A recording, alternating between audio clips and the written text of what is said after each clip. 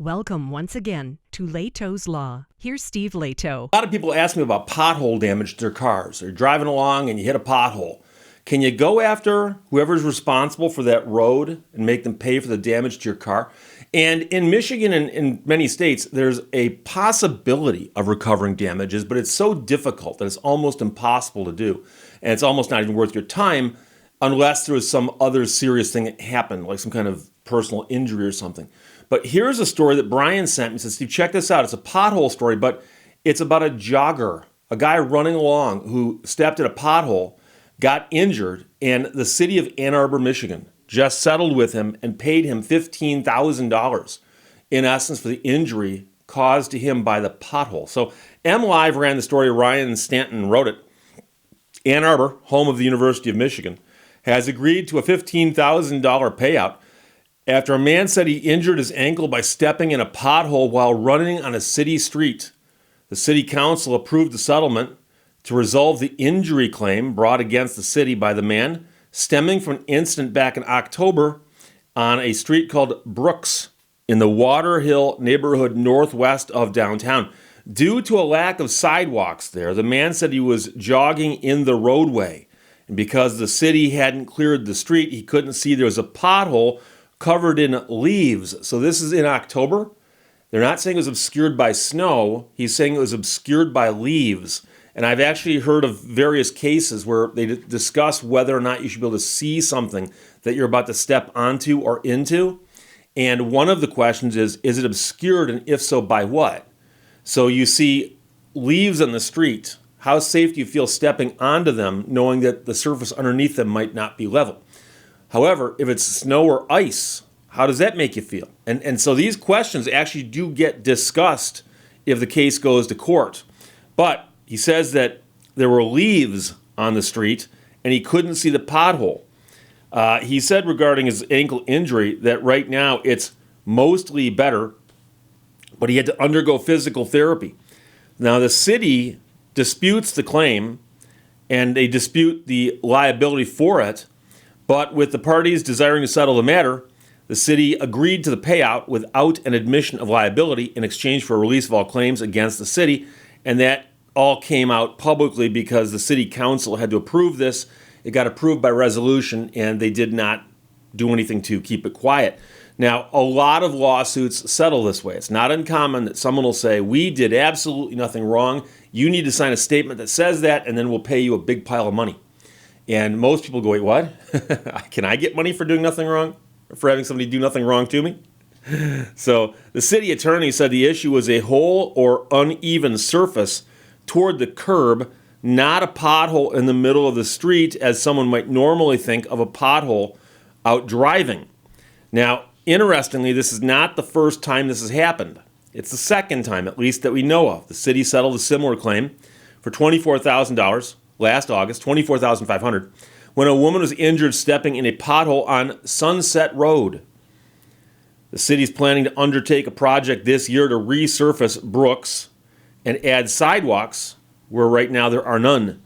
The man who is out running argues that Ann Arbor could be doing a better job of taking care of its streets.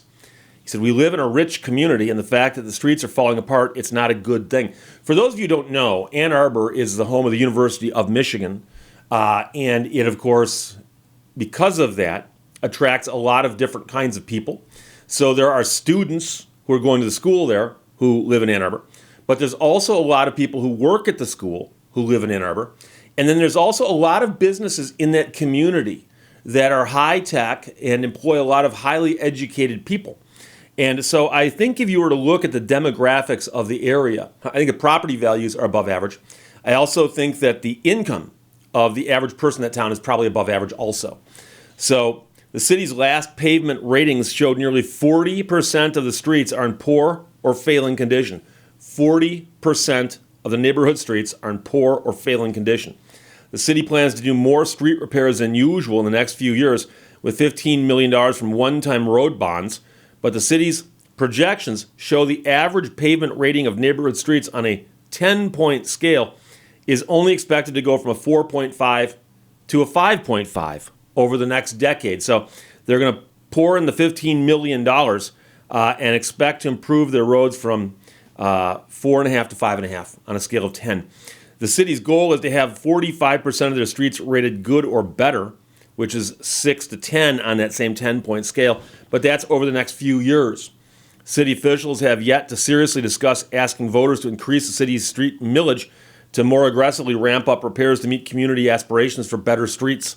But they say it's something that they could be considered. It's something that could be considered in a few years when the millage is up for renewal. In the meantime, they're watching to see if the state increases road funding. Filling the many gaps in the city's sidewalk network also is challenging with limited funding. At the pace the city is going right now, it could take over a century to fill them all and have a complete sidewalk network. Ann Arbor still has 142 miles of sidewalk gaps.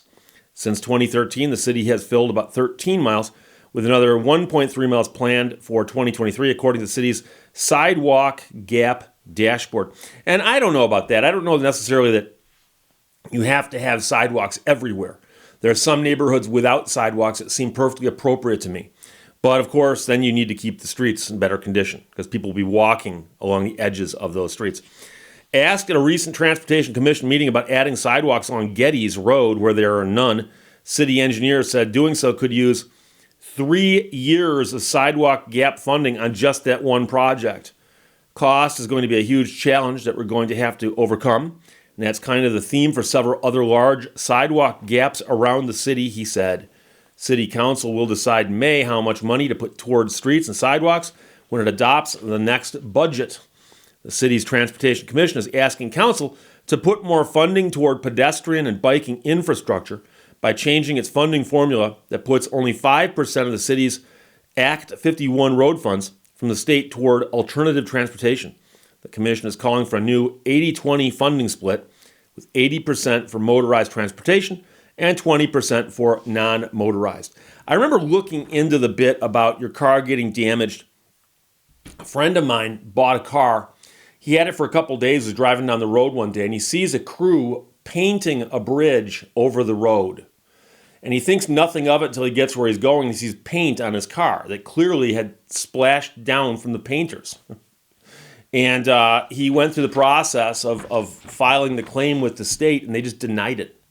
And the question then becomes, do you want to file a lawsuit over this paint that dripped on your car?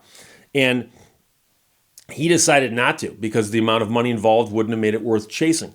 And I know that when it comes to actual defects in the roadway, potholes, you have to be able to, in Michigan, show that the pothole is there and that it has been there long enough that both the entity that oversees that roadway has been notified of it or should have become aware of it because it's been there for so long and has failed to repair it.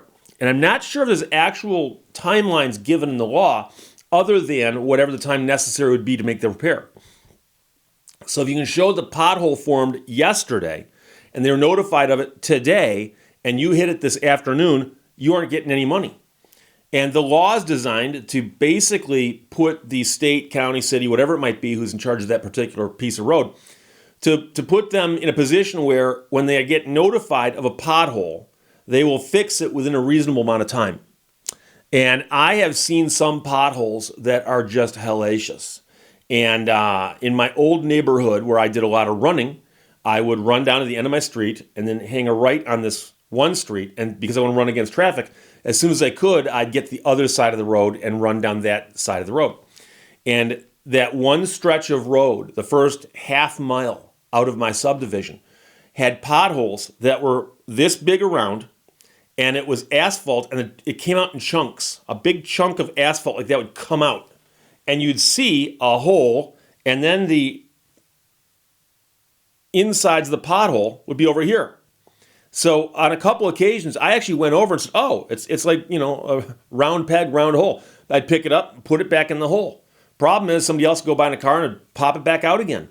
And once in a while, they'd send a patching crew out, but they were not jumping on top of these, but it was also not a extremely high trafficked road.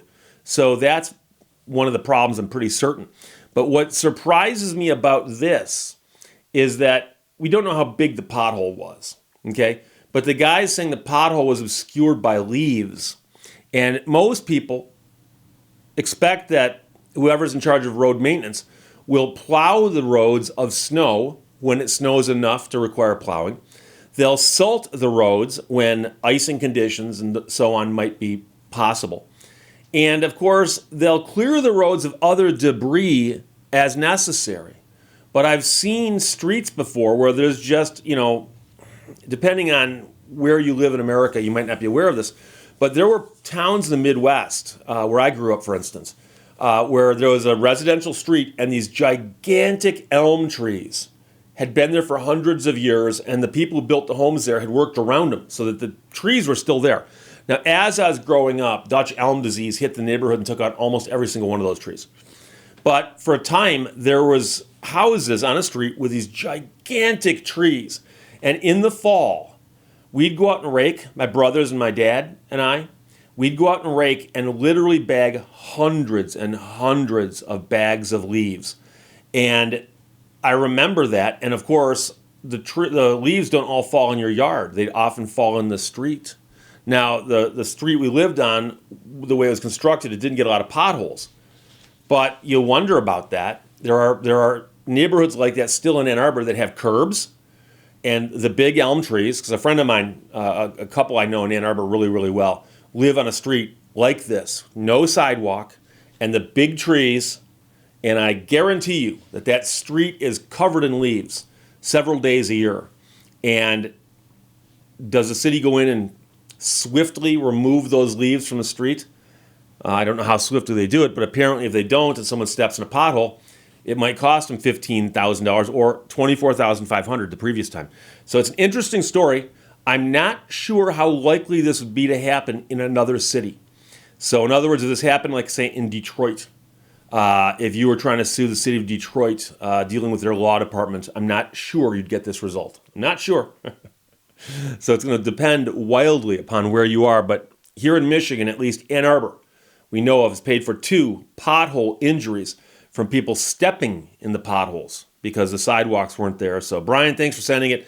Ryan Stanton wrote it for MLive. Ann Arbor jogger injured by pothole gets $15,000 in settlement. Questions or comments, put them below. Let's talk to you later. Bye-bye. Thank you for watching Lehto's Law. Does anyone else think it's wrong that only one company makes the game Monopoly?